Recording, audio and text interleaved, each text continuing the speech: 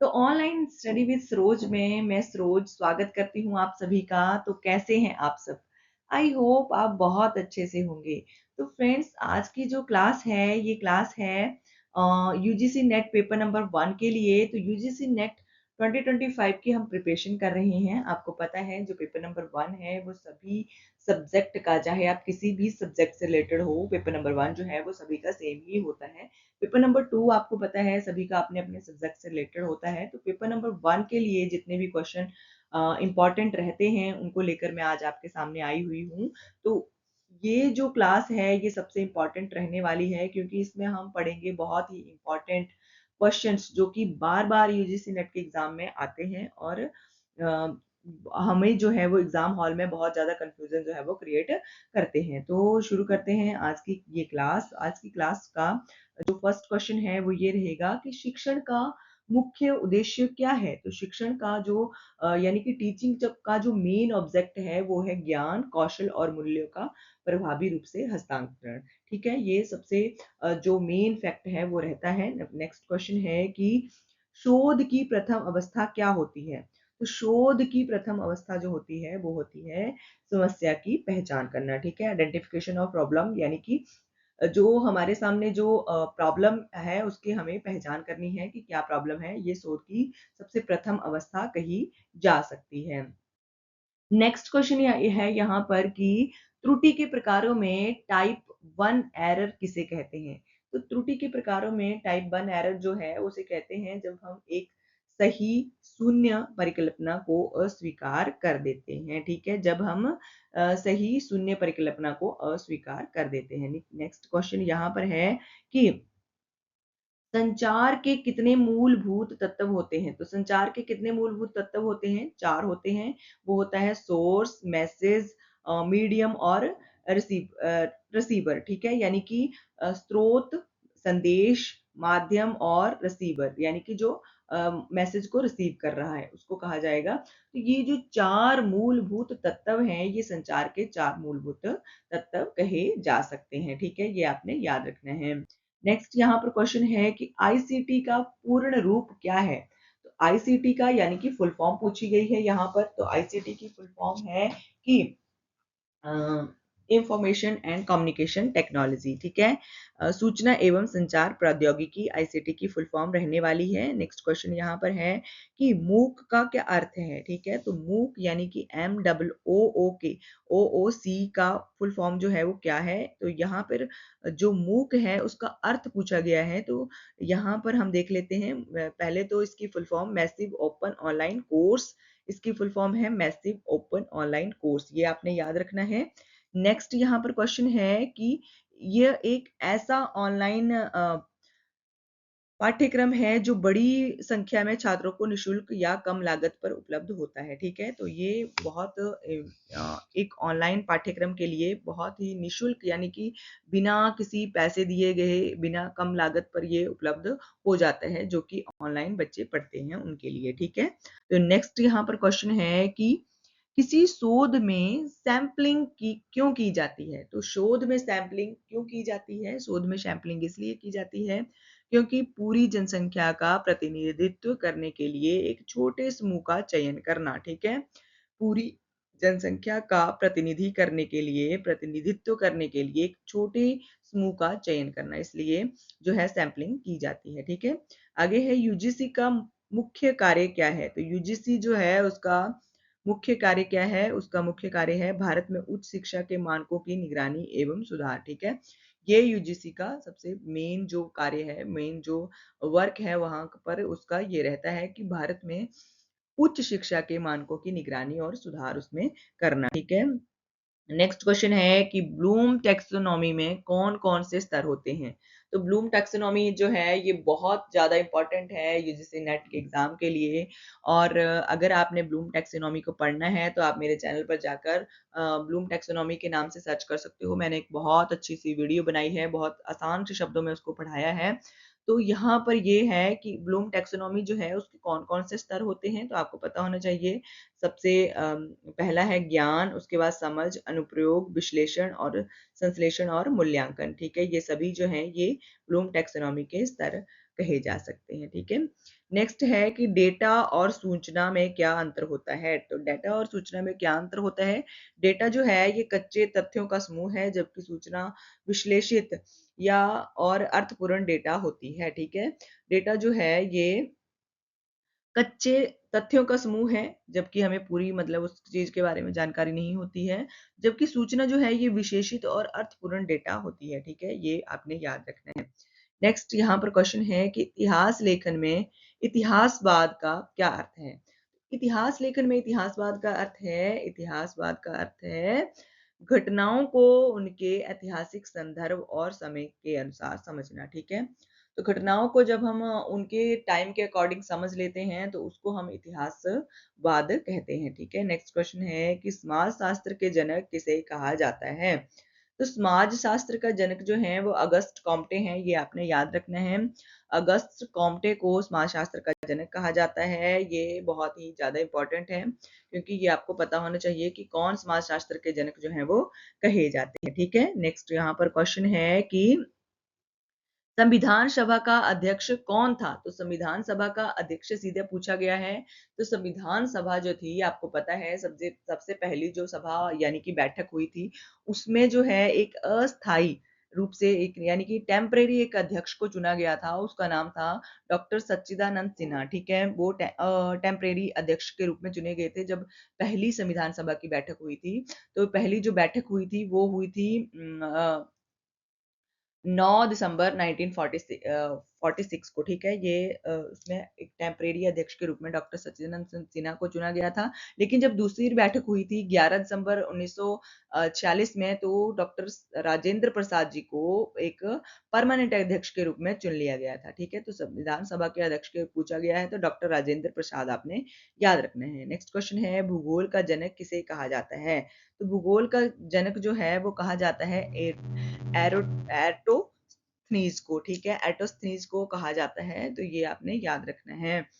Next यहाँ पर question है कि मंडल आयोग का मुख्य उद्देश्य क्या था? तो मंडल आयोग का मुख्य उद्देश्य जो था वो था सामाजिक और शैक्षणिक रूप से पिछड़े वर्गों की पहचान करना और उन्हें आरक्षण की सिफारिश देना, ठीक है? ये मंडल आयोग का मुख्य उद्देश्य था। नेक्स्ट क्वेश्चन है कि पंचायती राज व्यवस्था किस अनुच्छेद के अंतर्गत आती है? तो पंचायती राज व्यवस्था को संविधान के अनुच्छेद 243 और 2 से 243 ओ तक रखा गया है, ठीक है? ये आपने याद रखना है, इम्पोर्टेंट है ये। आगे है कि भारत में हरित क्रांति के जनक कौन हैं? तो भारत में जो हरित क्रांति के जनक हैं वो है डॉक्टर एम एस स्वामीनाथन, ठीक है? एम एस स्वामीनाथन को हरित क्रांति का भारत में जनक कहा जाता है, ठीक है? नेक्स्ट क्वेश्चन है कि नियोजित विकास की अवधारणा भारत में किससे शुरू की? ठीक है? तो नियोजित विकास की अवधारणा भारत में किसने शुरू की? तो वो शुरू की पंडित जवाहरलाल नेहरू ने पंचवर्षीय योजनाओं के माध्यम से, ठीक है? पंचवर्षीय योजनाओं के माध्यम से पंडित जवाहरलाल नेहरू जी ने, जो कि हमारे देश के पहले प्रधानमंत्री भी थे, उन्होंने नियोजित विकास की अवधारणा को विकसित किया था। यहाँ पर नेक्स्ट क्वेश्चन है कि मानव भूगोल का मुख्य उद्देश्य क्या है? तो मानव भूगोल जो है, उसका मुख्य उद्देश्य क्या है? उसका मुख्य उद्देश्य है मनुष्य और उसके पर्यावरण के बीच संबंधों का अध्ययन करना, ठीक है? मनुष्य और उसके पर्यावरण के बीच के संबंधों का अध्ययन करना, ये मानव भूगोल का मुख्य उद्देश्य है। नेक्स्ट क्वेश्चन है राज्य के 4 मूल तत्व कौन-कौन से होते हैं? तो राज्य के 4 मूल तत्व जो होते हैं, वो है जनसंख्या, क्षेत्र, सरकार और सार्वभौमिकता। आगे है क्वेश्चन कि हाइपोथेसिस जो है उसका क्या अर्थ होता है? तो हाइपोथेसिस जो है इसका अर्थ होता है एक संभावित उत्तर या परिकल्पना जिसे परीक्षण के माध्यम से सत्यापित किया जाता है, ठीक है? एक संभावित उत्तर या परिकल्पना जिसे परीक्षण के माध्यम से सत्यापित किया जाता है। नेक्स्ट क्वेश्चन है कि शोध के कितने प्रकार होते हैं? तो शोध के मुख्यतः 2 प्रकार होते हैं। एक है मौलिक और दूसरा है अनुप्रयुक्त, ठीक है? यानी कि अप्लाइड और फंडामेंटल, ठीक है? ये दोनों ही शोध के प्रकार होते हैं, ठीक है? ये आपने याद रखना है। नेक्स्ट यहाँ पर क्वेश्चन है कि सैंपलिंग विधियों के उदाहरण क्या हैं? तो सैंपलिंग विधियों के उदाहरण हैं सरल यादृच्छिक यानी कि सैंपल रैंडम और स्तरीकृत यानी कि स्ट्रैटिफिकेट स्ट्रैट और क्लस्टर, ठीक है? ये तीनों ही सैंपलिंग की विधियों के उदाहरण कहे जा सकते हैं। नेक्स्ट क्वेश्चन है कि एक अच्छा शोध की क्या विशेषता रखता है? तो एक अच्छा शोध जो है, इसकी क्या विशेषता होती है, ये यहाँ पर पूछा गया है। तो यहाँ पर है स्पष्ट उद्देश्य होना चाहिए, वैध डाटा होना चाहिए और वैज्ञानिक विधियाँ और निष्पक्षता। ये सभी जो है एक अच्छे शोध की विशेषताएँ होती हैं, ठीक है? ये आपने याद रखना है। नेक्स्ट यहाँ पर क्वेश्चन है कि सफल विद्यार्थी कौन होता है? तो सफल विद्यार्थी जो होता है वो है जो आत्मनिर्भर और नैतिक दृष्टि से मजबूत हो, ठीक है? जो आत्मनिर्भर और नैतिक दृष्टि से मजबूत हो। तो फ्रेंड्स आपने वीडियो को बीच में छोड़कर नहीं जाना है, आपने क्लास को पूरा देखना है एंड तक और अपने फ्रेंड्स के साथ भी इस क्लास को ज़रूर शेयर करना है क्योंकि इस क्लास में बहुत इम्पोर्टेंट क्वेश्चन हैं। मैंने यहाँ पर जो पेपर नंबर 1 है उसकी मैक्सिमम यूनिट्स को कवर किया हुआ है। तो आपने क्लास को पूरा ज़रूर देखना है और अगर आप चैनल पर नए आते हो तो चैनल को भी ज़रूर सब्सक्राइब कर लेना है। नेक्स्ट यहाँ पर क्वेश्चन है कि शोर का अर्थ संचार में क्या होता है? यानी कि नॉइज़ का जो अर्थ है वो संचार में क्या होता है? तो नॉइज़ का अर्थ होता है वह तत्व जो संदेश के प्रभाव को कम करता है, ठीक है? वह तत्व जो संदेश के प्रभाव को कम करता है उसको नॉइज़ कहा जाता है, ठीक है? आपको पता है जब शोर होगा तो जो कम्युनिकेशन है वो अच्छे ढंग से नहीं हो पाएगी इसलिए जो प्रभाव को कम कर देता है इसको मतलब हम शोर कहते हैं, ठीक है? जो संदेश है उसको प्रभावपूर्ण नहीं बनने देता है शोर जो है, ठीक है? नेक्स्ट यहाँ पे क्वेश्चन है कि संवाद के प्रकार कौन-कौन से हैं? तो संवाद के कौन-कौन से प्रकार हैं? मौखिक, लिखित, अशाब्दिक यानी कि नॉन वर्बल और दृश्य, ठीक है? ये सभी जो हैं ये संवाद के प्रकार हैं। आप किस-किस प्रकार से कम्युनिकेशन कर सकते हैं किसी व्यक्ति के साथ तो आप मौखिक रूप से, लिखित रूप से, अशाब्दिक यानी कि नॉन वर्बल यानी कि आप इशारों में भी किसी के साथ जो है कम्युनिकेशन कर सकते हैं। नेक्स्ट क्वेश्चन है नेक्स्ट ऑप्शन है दृश्य, तो दृश्य यानी कि आप किसी को दिखाकर यानी कि आपने कुछ लिख दिया, उसको आप दिखाकर भी जो है वो कम्युनिकेट कर सकते हैं, ठीक है? तो ये सभी इम्पोर्टेंट हैं, चारों के चारों ही आपने याद रखने हैं। नेक्स्ट यहाँ पर है कि तार्किक चूक को क्या कहते हैं? तो तार्किक चूक को कहते हैं वह त्रुटि जो गलत निष्कर्ष की ओर ले जाती है, जैसे झूठी धारणा, ठीक है? तो ये आपने याद रखना है। नेक्स्ट क्वेश्चन है कि भारतीय संविधान को किसने अंगीकृत किया था? तो भारतीय संविधान को किसने अंगीकृत किया था? तो संविधान सभा ने अंगीकृत किया था और कब किया था? 26 नवंबर 1949 को, ठीक है? तो ये वो टाइम है जब संविधान बनकर तैयार हो गया था, लेकिन इसको आपको पता है लागू जो था वो 26 जनवरी 1950 को किया गया था। तो यहाँ पर संविधान जो सभा है वो बनकर तैयार हो गई थी, उसको अंगीकृत कर दिया गया था तो 26 नवंबर 1949 को। इस क्वेश्चन में आपने कंफ्यूज बिल्कुल भी नहीं होना है। उसी इसीलिए जो 26 नवंबर का टाइम है उसको हम संविधान दिवस के रूप में मनाते भी हैं, ठीक है? तो ये इम्पोर्टेंट हो जाते हैं। नेक्स्ट यहाँ पर क्वेश्चन है कि मौलिक अधिकार किस भाग में आते हैं, ठीक है? फंडामेंटल राइट्स जो हैं वो हमारे कौन से भाग में यानी कि कौन से भाग में इनको रखा गया हुआ है? तो संविधान के भाग नंबर 3 में इनको रखा गया हुआ है और अनुच्छेद 12 से 35 में इनको रखा गया हुआ है। ये इम्पोर्टेंट हो जाता है कि कहाँ से कहाँ तक मौलिक अधिकार जो हैं वो होते हैं।